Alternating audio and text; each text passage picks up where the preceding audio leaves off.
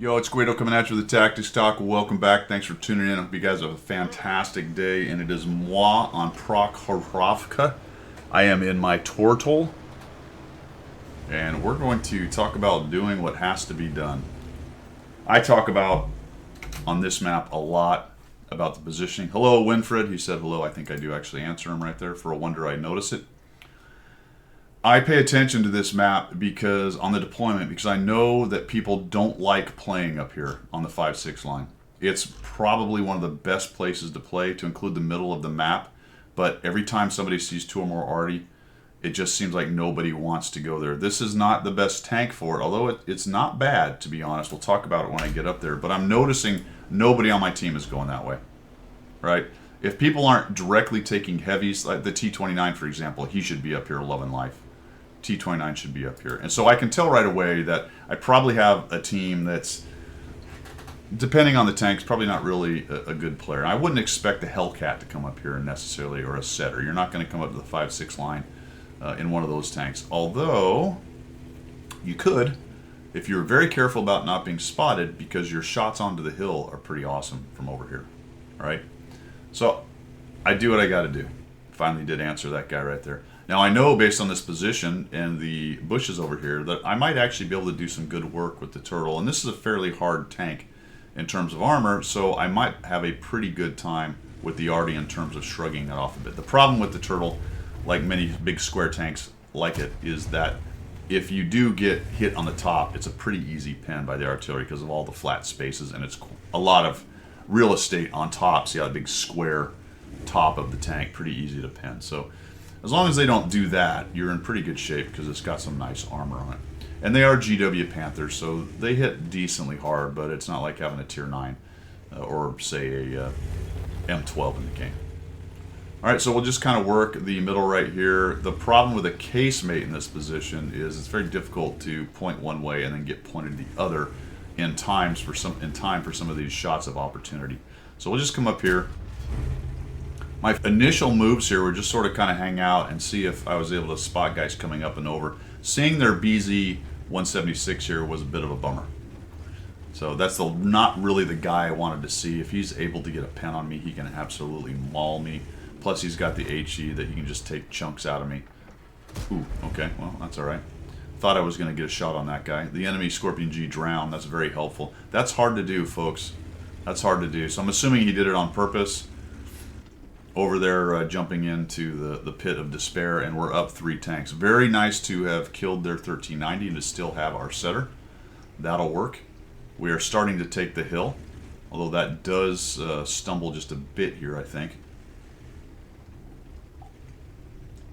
So now I'm going to push up into the middle, again, with the idea of doing what has to be done. And holy cow, they found a big kid, so very unusual, to me anyway, that the CC Mark II would have gone over there, but he did. It's going to give me an opportunity to take a couple shots. Unfortunately, that bounces as he puts his front armor to me. My team is being aggressive, although they're paying the price because there's a Scorpion sitting up there. And we're just trying to clear off the hill. We clear off the hill, then they can go down to the southeast right there. We can wrap around them, and then I'll have an opportunity to push forward, light up the BZ, hopefully shrug off some of the shots of the tanks over there. But look at them, they've still got a ship tick over there, and I find him. That's very, very nice for me. Put a shot into the side of the BZ. Very helpful. Now they know where I am. The rest of my team is sitting on the 1-2 line. So, awesome. Their ISM is over on the 1-2 line. The Super Hellcat is working in the middle. We're attempting to take advantage of this advantage we've created on this flank. The CC Mark II is not dead yet. They're still futzing around with him. And as long as they stay up top, and there's the Scorpion coming up and over and getting lit. As long as they don't kill him, and they stay up on top of the hill, they can get shot, and then he finally dies. So the ISM got him. That's very nice. You can see all the hit points they lost doing that, although we are up a lot of hit points. And now I'm looking potentially for the setter to do something a little bit surprising that he hasn't moved forward, especially with the lack of the 1390 left in the game, or is it a 1375? 1390. Bit surprising that he hasn't done anything with that. Our T-49 died, so that's not very helpful either. And now I'm able to get shots because they're coming off the hill and they're starting to light guys that are trying to defend. One of their Panthers goes down. That's really nice for us.